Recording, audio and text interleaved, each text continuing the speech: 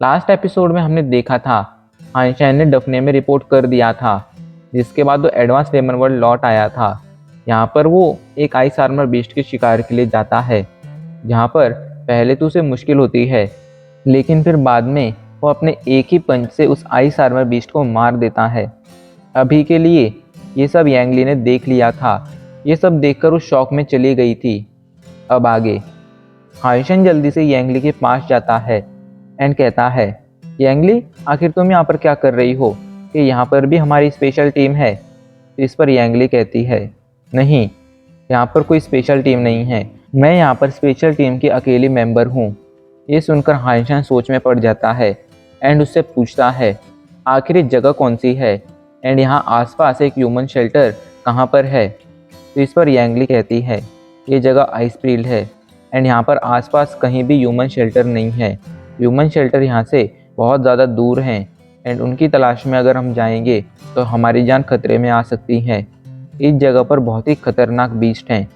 ये सुनकर हाइशन सिर हिलाते हुए कहता है, अगर यहाँ पर कोई ह्यूमन शेल्टर नहीं है तो इसका मतलब यही हुआ कि यहाँ पर हमारे साथ कंपटीशन करने के लिए कोई नहीं है।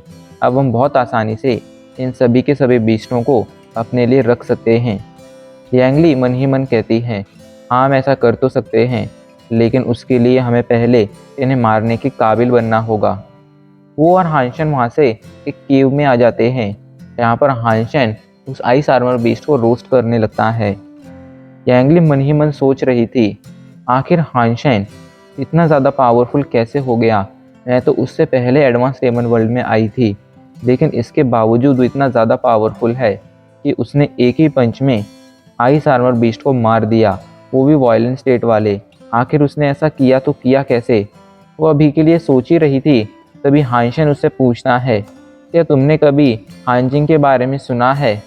ये सुनकर यांगली शॉक हो जाती है एंड उसे घूरते हुए कहती है, आखिर तुम हानजिंग के बारे में क्यों पूछ रहे हो? तो हाइशन मुस्कुराते हुए कहता है, असल में मेरे परदादाजी का नाम भी हानजिंग था। ये सुनकर यांगली अचानक से अजीब तरह से बड़बड़ाने लगती है, नहीं, ऐसा नहीं हो सकता है। आखिर ये कैसे हो सकता है कि तुम उनके वंशज हो? तुम उनके वंशज हो ही नहीं सकते, क्योंकि उन्होंने तो लाइफ में कभी शादी ही नहीं की थी। तो इस पर हाइशन मुस्कुराते हुए कहता है, आखिर तुम इतना ज़्यादा परेशान क्यों हो रही हो? मैंने तो बस ये कहा था कि मेरे परदादाजी का नाम भी हानजिंग था। मैंने ये कब कहा कि मेरे परदादाजी ब्लू ब्लड स्पेशल फोर्स वाले हानजिंग हैं? ये सुनकर अभी के लिए यांगली शांत हो गई थी।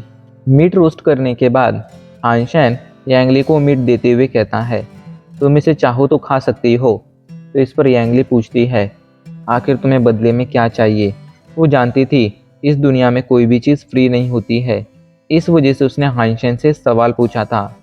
तो हाइशन मुस्कुराते हुए कहता है, कुछ नहीं, मैं बस ये चाहता हूँ कि जब मैं यहाँ पर अपनी एक टीम स्टैब्लिश करूँगा तब तुम्हें उस टीम का ख्याल रखना होगा एंड तुम्हें मेरी टीम को ज्वाइन करना होगा।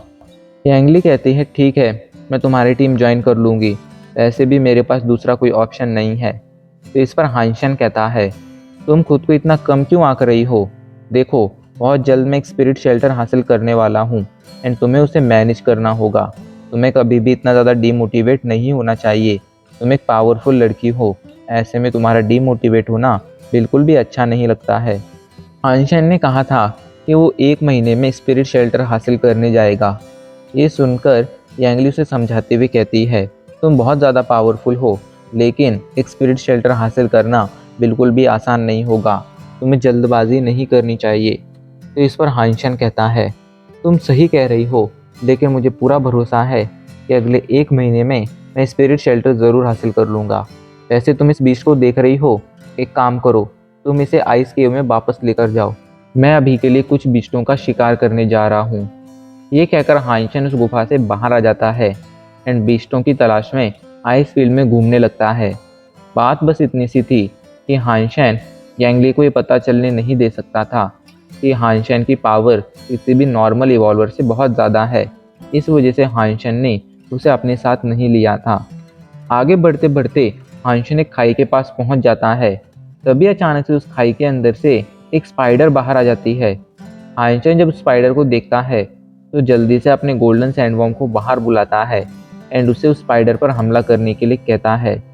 गोल्डन सैंडवर्म अपने एक ही हमले में उस स्पाइडर को मौत के घाट उतार देता है। आइंस्टाइन की पावर स्क्रीन पर नोटिफिकेशन आता है, प्रिमिटिव रैंक की बीस्ट स्नो स्पाइडर मारी गई। आपको इसकी बीस्ट सोल हासिल नहीं हुई है। 0 से 10 प्रिमिटिव जीन पॉइंट्स हासिल करने के लिए इसका मीट कंज्यूम कीजिए। आइंस्टाइन अभी के लिए बहुत ज़्यादा खुश था, लेकिन तभी अचानक से उसे कुछ आवाज़ें सुनाई पड़ती हैं एंड इससे पहले कि वो कुछ कर पाता, अचानक से उस खाई से एक बहुत बड़ी सी स्पाइडर बाहर आ जाती है, जो बाहर आते ही गोल्डन सैंडवर्म पर अपने जाले से हमला कर देती है। उसने अभी के लिए अपने जाले में गोल्डन सैंडवर्म को जकड़ लिया था। गोल्डन सैंडवर्म उससे छूटने की पूरी कोशिश कर रहा था, लेकिन उसका कुछ फ़ायदा नहीं हो रहा था। आइंस्टाइन सोच में पड़ जाता है, इसका जाला इतना ज़्यादा पावरफुल है, कहीं ये कोई स्केटबर्ड रैंक का बीस्ट तो नहीं है। यही सोचते हुए आइंस्टाइन जल्दी से खुद को फेरी क्वीन में बदलता है एंड जल्दी से फ्लेम बर्ड की बीस्ट सोल को बाहर बुलाता है। फ्लेम बर्ड के बाहर आते ही आइंस्टाइन के वुल्फ खंजर की पावर बहुत ज़्यादा बढ़ जाती है एंड आइंस्टाइन जल्दी से जाकर एक ही हमले में उस स्केटबर्ड रैंक की स्पाइडर के जाले को काट देता है। इस वजह से अभी के लिए उसका गोल्डन सैंडवर्म फ्री हो गया था एंड वो हवा में उड़ने लगता है। आइंस्टाइन ने तो समझ गया था कि गोल्डन सैंडवर्म के साथ वो इसका सामना नहीं कर सकता है, इसलिए वो गोल्डन सैंडवर्म को वापस ले लेता है एंड वहाँ से भागना शुरू कर देता है।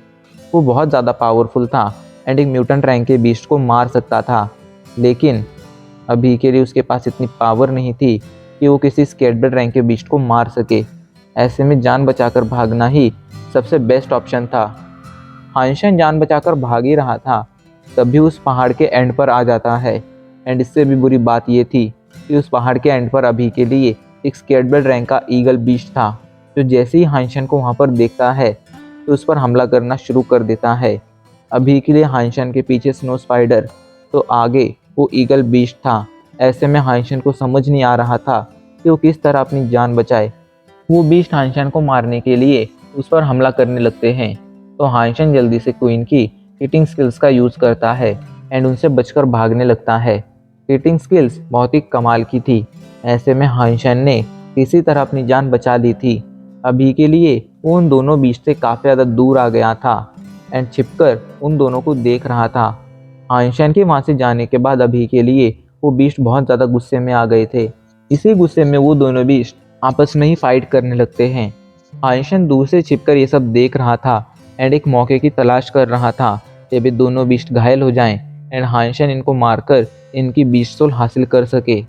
अभी के लिए वो दोनों बीस्ट फाइट कर ही रहे थे, लेकिन तभी अचानक से बर्फ़ ढहना शुरू कर देती है एंड वो दोनों बीस्ट खाई में गिर जाते हैं। आइंस्टाइन को अभी के लिए समझ नहीं आ रहा था कि अचानक से क्या हुआ, क्यों अचानक से बीस्ट सीधा खाई में गिर गए एंड ये बर्फ़ ढह गई। इसी को जानने के लिए आइंस्टाइन जल्दी से गोल्डन सैंडवर्म को बाहर बुलाता है एंड उस खाई के अंदर जाने लगता है। खाई के अंदर पहुंचकर आइंस्टाइन देखता है अभी के लिए एक स्केटबर्ड रैंक के ऑक्टोपस बीस्ट ने इन दोनों बीस्टों को पकड़ रखा है एंड वो इन दोनों को मारने की कोशिश कर रहा है। ये दोनों भी स्केटबर्ड रैंक के बीस्ट थे, लेकिन बात ये थी कि एक दूसरे के साथ फाइट करने के चक्कर में ये दोनों बहुत बुरी तरह से घायल हो गए थे। ऐसे में अभी के लिए ये उस ऑक्टोपस बीस्ट का कुछ बिगाड़ नहीं पा रहे थे। आइंस्टाइन छिपकर ये सब देख रहा था एंड सोच रहा था कि उसे क्या करना चाहिए, या उसे मौका देखकर इन्हें मार देना चाहिए या अपनी जान बचाकर वहाँ से भाग जाना चाहिए। लेकिन तभी अचानक से उसे कुछ आवाज़ें सुनाई पड़ती हैं। आइंस्टाइन जल्दी से छिपकर देखने लगता है कि वहाँ पर आगे क्या होगा। तभी वो देखता है कि बहुत सारे बीस्ट अभी के लिए इसी ओर बड़े चले आ रहे हैं। तभी उसकी नज़रें उन बीस्टों में मौजूद एक वाइट टाइगर पर पड़ती हैं, जिसके ऊपर अभी के लिए एक सिंहासन था एंड उस सिंहासन पर एक स्पिरिट बैठी हुई थी। आइंस्टाइन तुरंत पहचान गया था कि एक एरिस्टोक्रेट स्पिरिट है एंड बहुत ज़्यादा पावरफुल है, लेकिन उसे समझ नहीं आ रहा था कि आखिर ये स्पिरिट यहाँ पर कर क्या रही है। वो अभी के लिए यही सोच रहा था। तभी वो एरिस्टोक्रेट स्पिरिट अपने साथ मौजूद सभी बीस्टों को उस ऑक्टोपस बीस्ट पर हमला करने के लिए कहती है। उसका इशारा मिलते ही वो सभी बीस्ट उस ऑक्टोपस बीस्ट से जाकर फाइट करने लगते हैं, लेकिन ये सभी या तो प्रिमिटिव या म्यूटेंट रैंक के बीस्ट थे। ऐसे में वो अभी के लिए इस ऑक्टोपस बीस्ट का कुछ नहीं बिगाड़ पा रहे थे। ये देखकर जल्दी से वो एरिस्टोक्रेट स्पिरिट इस फाइट को ज्वाइन करती है एंड खुद जाकर उस ऑक्टोपस बीस्ट से फाइट करने लगती है। अभी के लिए वो ऑक्टोपस बीस्ट से कमज़ोर थी, लेकिन बहुत सारे प्रिमिटिव एंड म्यूटेंट रैंक के बीस्टों ने ऑक्टोपस बीस्ट का ध्यान खींच रखा था। ऐसे में अभी के लिए वो इस ऑक्टोपस बीस्ट पर भारी पड़ने में कामयाब हो रही थी। उनकी ये फाइट ऐसे ही जारी रहती है। वो ऑक्टोपस बीस्ट पर कई सारे हमले करती है, लेकिन तभी मौका देखकर ऑक्टोपस बीस्ट उसे पानी के अंदर खींच लेता है। आइंस्टाइन सोच में पड़ जाता है कि इस ऑक्टोपस बीस्ट के हमले से वो स्पिरिट मारी गई, लेकिन तभी उस स्पिरिट पानी से बाहर आ जाती है एंड उस ऑक्टोपस बीस्ट पर एक के बाद एक कई सारे खतरनाक हमले करती है। अभी के लिए उस ऑक्टोपस बीस्ट को मार नहीं पाई थी, लेकिन उसने उसे वहां से भागने पर मजबूर जरूर कर दिया था। जिसके बाद वो जल्दी से स्नो स्पाइडर के पास आती है एंड कहती है, तुम मेरे सामने सबमिट कर दो। अगर तुम मेरे सामने सबमिट करोगी तो मैं तुम्हारी उस ईगल बीस्ट को मारने में मदद करूंगी। उसकी ये डील वो स्नो स्पाइडर मान लेती है, लेकिन इससे पहले कि वो उसके साथ कॉन्ट्रैक्ट साइन कर पाती, पीछे से हाइंशन आ जाता है एंड इससे पहले कि वो एरिस्टोक्रेट स्पिरिट को समझ पाती, हाइंशन उसका गला काट देता है। अभी के लिए वो स्पिरिट मर रही थी। हाइंशन जल्दी से मौका देखकर अब उस स्नो स्पाइडर को एक ही हमले में मौत के घाट उतार देता है। उसके मरते ही हाइंशन के पास नोटिफिकेशन आता है, स्केर्ड रैंक का बीस्ट स्नो स्पाइडर मारा गया। आपको इसकी बीस्ट सोल हासिल नहीं हुई है। 0 से 10 स्केर्ड रैंक के जीन पॉइंट्स हासिल करने के लिए इसका मीट कंज्यूम कीजिए। इधर स्पिरिट मरते हुए गुस्से से हाइंशन को देख रही थी। अभी के लिए हाइंशन के हमले ने उसे मार दिया था, लेकिन वो रियलिटी में नहीं मरी थी। जब तक कि उसका स्पिरिट स्टोन सही सलामत था, तब तक वो मर मर कर बार बार जिंदा हो सकती थी। हाइंशन अभी के लिए बहुत ज़्यादा खुश था। वो जल्दी से उस ईगल बीस्ट के पास जाता है, जो अभी के लिए हद से ज़्यादा घायल था एंड मौका देखकर हाइंशन उस पर भी एक ज़ोरदार हमला करता है। हमला लगते ही वो बीस्ट मारा जाता है एंड हाइंशन के पास नोटिफिकेशन आता है, स्केर्ड रैंक का बीस्ट ब्लड ईगल मारा गया। आपको इसकी बीस्ट सोल हासिल हुई है। 0 से 10 स्केर्ड रैंक के जीन पॉइंट्स हासिल करने के लिए इसका मीट कंज्यूम कीजिए।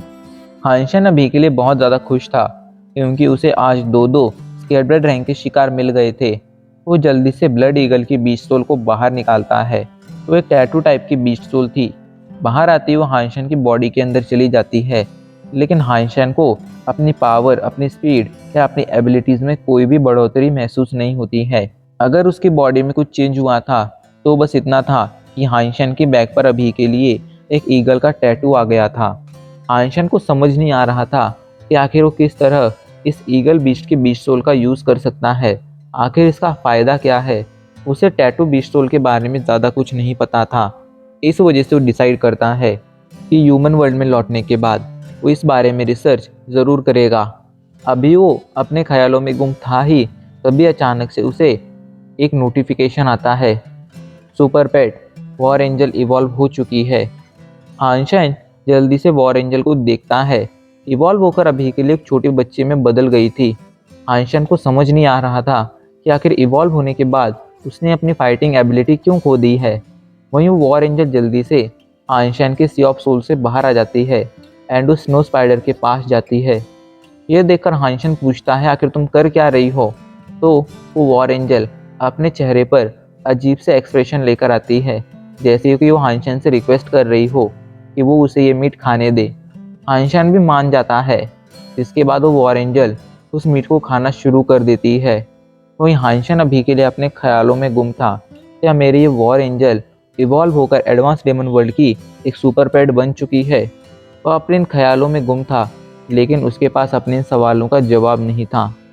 इधर आइस केव में अभी के लिए सभी लोग आपस में बातें कर रहे थे, क्या इस आइस आर्मर बीस्ट को हाइंशन ने मारा है। तो इस पर दूसरा बंदा कहता है, वो बस लकी होगा। अभी के लिए वो अपनी बातें कर रहे थे। वही एंगली उस सीन को याद कर रही थी, जहाँ पर हाइंशन ने एक ही पंच में इस आइस आर्मर बीस्ट को मार दिया था। वो सभी अपने अपने ख्यालों में गुम थे, लेकिन तभी अचानक से वहाँ पर भूकंप आने लगता है एंड उनकी वो गुफा ढहना शुरू कर देती है। आखिर यहाँ पर क्या हो रहा था कि किसी को समझ नहीं आ रहा था। सभी एक दूसरे की तरफ देखने लगते हैं।